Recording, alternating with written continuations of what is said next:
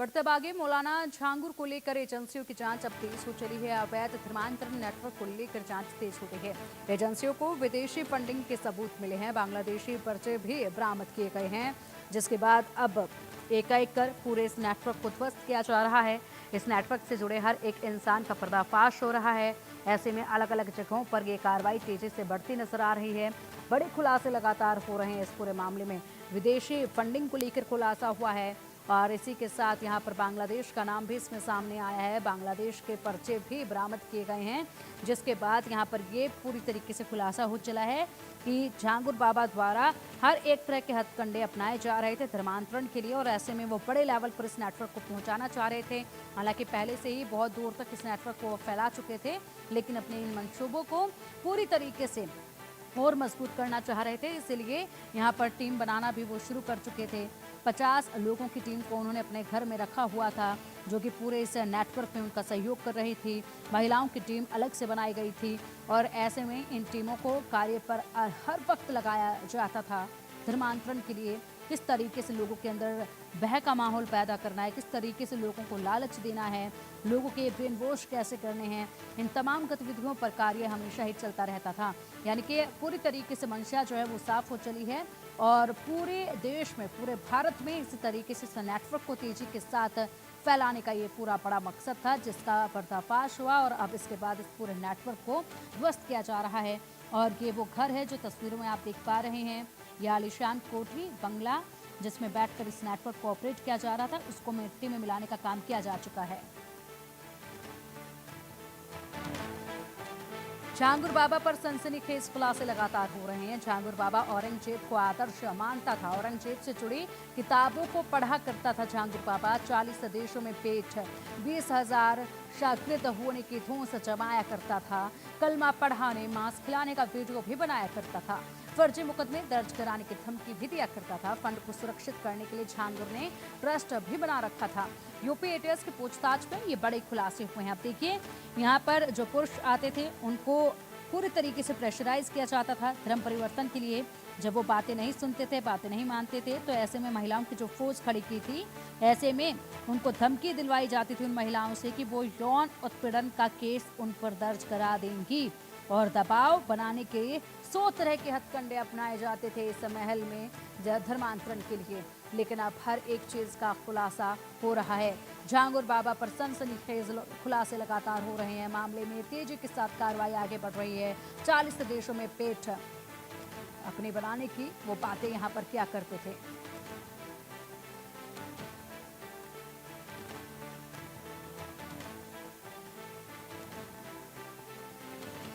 40 देशों में पेट 20,000 शागिर्द होने की यहाँ पर अपनी हवा बनाया करता था झांगुर बाबा। झांगुर बाबा पर सनसनीखेज खुलासे लगातार हो रहे हैं। झांगुर बाबा औरंगजेब को आदर्श मानता था। औरंगजेब से जुड़ी किताबों को लगातार पढ़ा करता था। 40 देशों में अपनी पेठ जमाने के बाद क्या करता था, 20,000 शागिर्द होने के बाद क्या करता था, ये ठूस जमाया करता था। कलमा पढ़ाने, मांस खिलाने का भी वीडियो बनाया करता था। फर्जी मुकदमे दर्ज कराने की धमकी भी दिया करता था झांगुर बाबा। झांगुर ने युवतियों की भी एक अलग से टीम बनाई हुई थी, जो कि इसी काम में जुटी हुई थी। युवतियां किसी पर भी दुष्कर्म का केस दर्ज करा देती थी। यानी कि जो युवक झांगुर बाबा की बात नहीं मानता था, उन पर ये युवतियां दुष्कर्म का केस दर्ज करा देती थी। धर्म परिवर्तन के लिए राजी होने पर मोटी रकम देने का भी लालच दिया करता था। फंड को सुरक्षित करने के लिए झांगुर बाबा ने एक ट्रस्ट भी बनाया हुआ था। यूपी एटीएस की पूछताछ में ये एक के बाद एक बड़े खुलासे हुए हैं। महज ये खुलासे अभी तो कुछ हुए हैं, लेकिन अभी बहुत से खुलासे होने बाकी हैं। लेकिन फिलहाल ये जो तमाम बड़े खुलासे हो रहे हैं, इनको सुनकर हर कोई हैरान है। इतने ज़्यादा बड़े नेटवर्क को ऑपरेट किया जा रहा था इस घर से बैठकर और हर तरह के हथकंडे अपनाए जा रहे थे। चाहे वो लालच की बात की जाए, धमकी की बात की जाए, या फिर युवतियों द्वारा दुष्कर्म के आरोप लगाने की बात हो, और पूरी तरीके से ब्रेन वॉश किया जाता था, तब जाकर धर्म परिवर्तन तक आगे बढ़ाया जाता था। झांगुर बाबा की खौफनाक साजिश के खुलासे अब लगातार हो रहे हैं। झांगुर आईएसआई से नजदीकी बढ़ाने नेपाल भी गया था, लेकिन पाकिस्तानी दूतावास में दाखिल नहीं हो सका था। हिंदू युवतियों का निकाह आईएसआई एजेंटों से कराना चाहता था। सिद्धार्थनगर के पढ़ने में भी ठिकाना तलाश रहा था। अब देखिए, इनसे भी यहाँ पर झांगुर का जुड़ाव जो है वो सामने आया है, जिसमें सऊदी अरब का नाम है, इस्लामिक डेवलपमेंट बैंक का नाम है, मुस्लिम वर्ल्ड लीग, दावत इस्लाम, इस्लामिक संघ ऑफ नेपाल, इन तमाम जगहों से भी संपर्क था झांगुर बाबा का। बताया ये गया है कि अलग अलग कंट्रीज में भी बैंक अकाउंट थे झांगुर बाबा के। झांगुर बाबा का ISI कनेक्शन जो सामने आया, इसके बाद हर कोई हैरान है और इसी से बाबा की खौफनाक साजिशों का खुलासा हुआ है। झांगुर ISI से नजदीकी बढ़ाने नेपाल पहुंच गया था, लेकिन पाकिस्तान के दूतावास में उसको एंट्री नहीं दी गई थी। हिंदू युवतियों को यहां पर ISI एजेंटों से निकाह कराना चाहता था और सिद्धार्थनगर के बढ़नी में भी अपना ठिकाना तलाश किया जा रहा था। रोहिंग्यों की बड़ी खेप लाने की तैयारी कर रहा था झांगुर बाबा। उतरोला नेपाल बॉर्डर से महज 65 किलोमीटर दूर है ये। अयोध्या के पास है उतरोला। यहाँ से बंगाल की सीधी आवाजाही भी होती है। विदेशी आकाओं के इशारे पर उतरोला को केंद्र बनाया जा रहा था। अब देखिए, विदेशी आकाओं के इशारों पर उतरोला को केंद्र बनाया गया था। बेहद बड़ा खेल था ये, और इतना बड़ा खेल, इतना बड़ा नेटवर्क था ये, इसमें बड़े खुलासे होने हैं और ऐसे में इस नेटवर्क का एक भी अंश नहीं बचना चाहिए। इसलिए तेजी के साथ कार्रवाई आगे बढ़ रही है, तेजी के साथ कड़ी कार्रवाई जो है वो देखी जा रही है। ऐसे में हर एक एज को हटाना होगा, तभी जाकर ये पूरा नेटवर्क ध्वस्त हो पाएगा। वहीं झांगुर बाबा नेटवर्क का सनसनीखेज एक और बड़ा खुलासा हुआ। श्रावस्ती में झांगुर बाबा की संदिग्ध नेटवर्क की गूंज सुनाई दी गई। इकोना नगर पंचायत में 2019 से चल रहा था अवैध मदरसा। मदरसे में 300 से अधिक लड़कियों की मौजूदगी की पुष्टि हुई है। 3 मई को DM प्रशासनिक टीम की मौजूदगी में मदरसा सील किया गया था। सील के बाद 10 मई को एक बार फिर से मदरसे को खोल दिया गया था। यहाँ पर भी तमाम टीमें पहुंची हुई हैं, जो कि बारीकी से जांच पड़ताल इस वक्त कर रही हैं।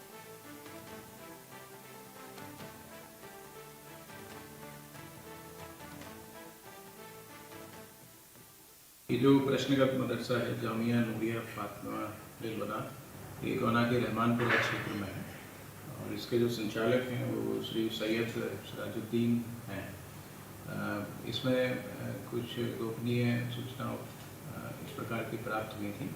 उसके आधार पर एक प्रारंभिक जो है जाँच शुरू की गई है, जिसके अंतर्गत जो प्रबंधक हैं उनसे पूछताछ की गई है और इसके अतिरिक्त जो है इसके जो बैंक खाते हैं उनका विवरण ले लिया गया है, उनकी भी जांच की जा रही है। इसके साथ ही पूर्व में जो छात्र छात्राएं यहाँ पे अध्ययनरत थे उनकी भी डिटेल जो है ले ली गई है। इसके साथ ही इस दृष्टिकोण से भी सूचनाएं जुटाई जा रही हैं, जांच की जा रही है कि किसी सामाजिक गतिविधि से तो इनका कोई संपर्क नहीं था।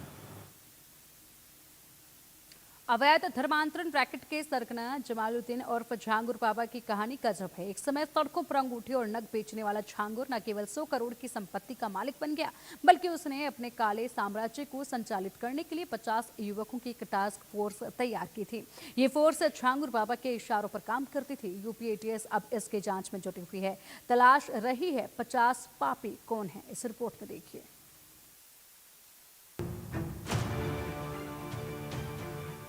झांगुर बाबा की जिहादी फोर्स, धर्मांतरण का कोड डिकोड। झांगुर बाबा की पापी दुनिया, टारगेट पर हिंदू लड़कियां। झांगुर की काली कोठी में खेल, हिंदुओं के खिलाफ साजिश फेल। झांगुर बाबा के 50 पापी।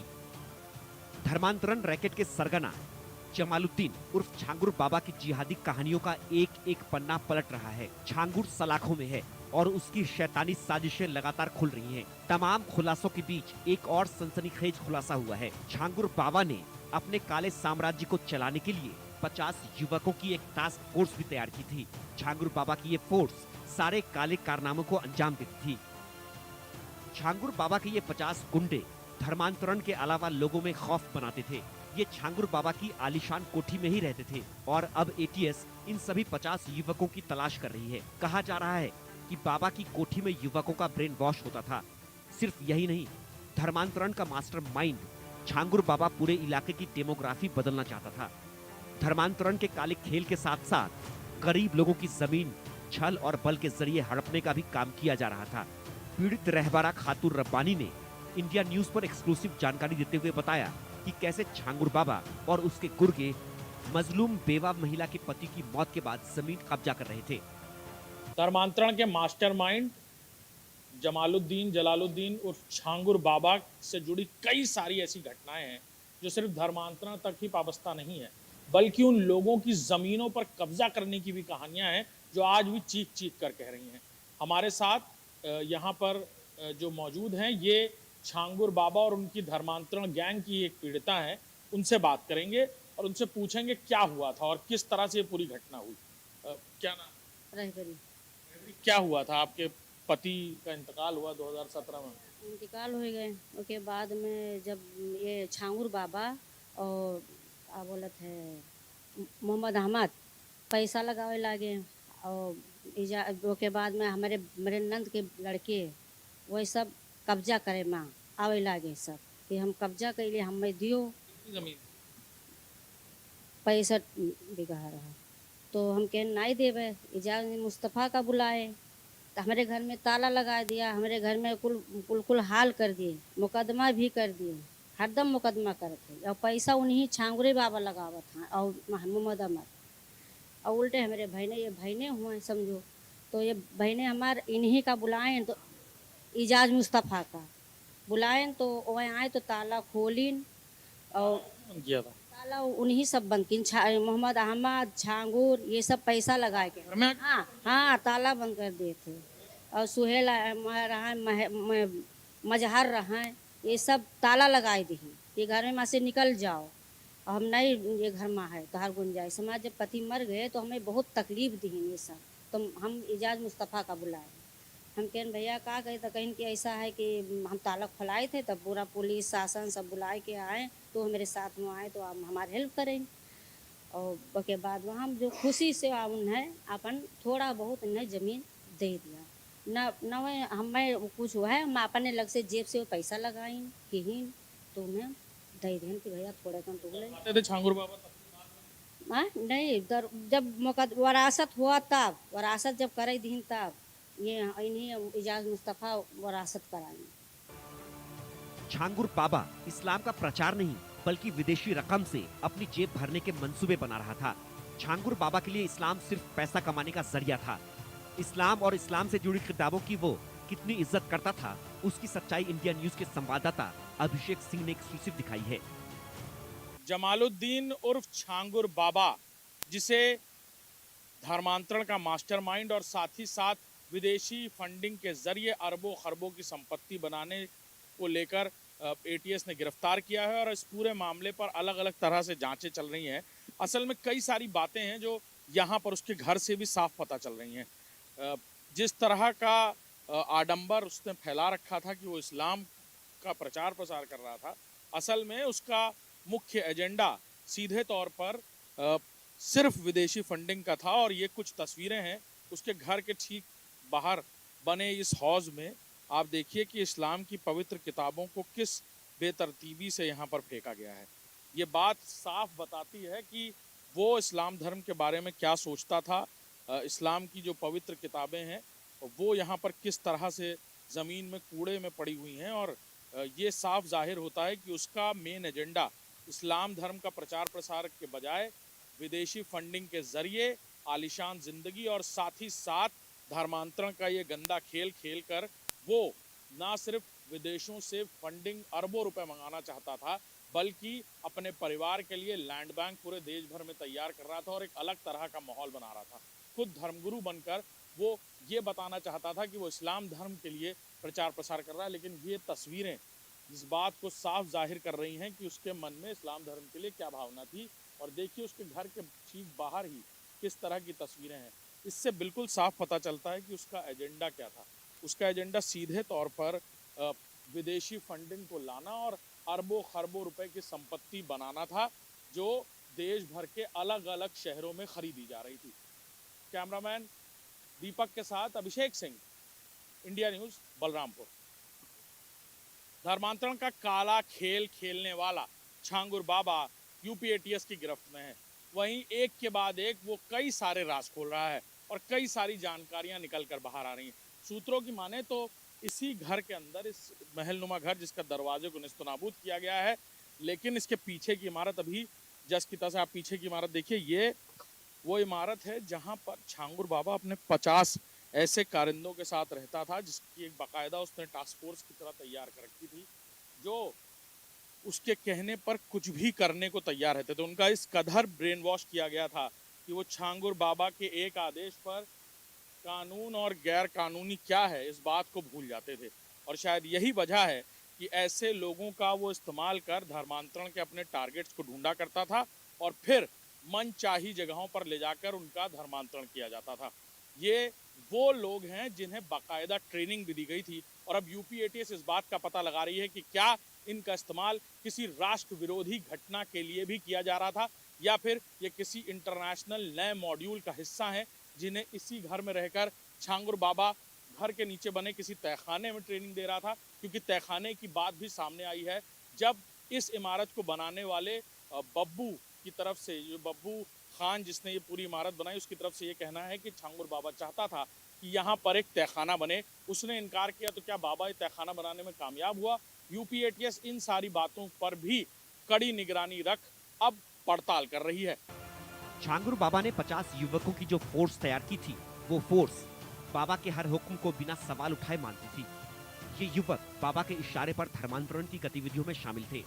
सूत्रों के मुताबिक इन युवकों का कोठी में ही ब्रेन वॉश किया जाता था। उन्हें बाकायदा ट्रेनिंग दी जाती थी जिसमें बाबा का हर आदेश अंतिम फरमान माना जाता था, चाहे वो कानूनी हो या गैर कानूनी। इन सब के बीच छांगुर को लेकर एक और सनसनीखेज खुलासा हुआ है। छांगुर अपने साथियों से बातचीत में कोड वर्ड का प्रयोग करता था। धर्मांतरण के लिए मिट्टी पलटना था कोड, काजल करने का मतलब था प्रभावित करना, दर्शन कोड का मतलब था बाबा से मिलवाना, लड़कियों को प्रोजेक्ट कहता था छांगुर, मुफ्त पढ़ाई का लालच देता था छांगुर। एक एक कर छांगुर बाबा का हिसाब तो हो रहा है, साथ ही अब छांगुर बाबा की दुनिया में जो 50 पापी राज करते थे, उन पापियों की भी तलाश तेज हो चुकी है। छांगुर बाबा ने जो काली दुनिया बना रखी थी, उसके अभी कई और राज सामने आने बाकी हैं।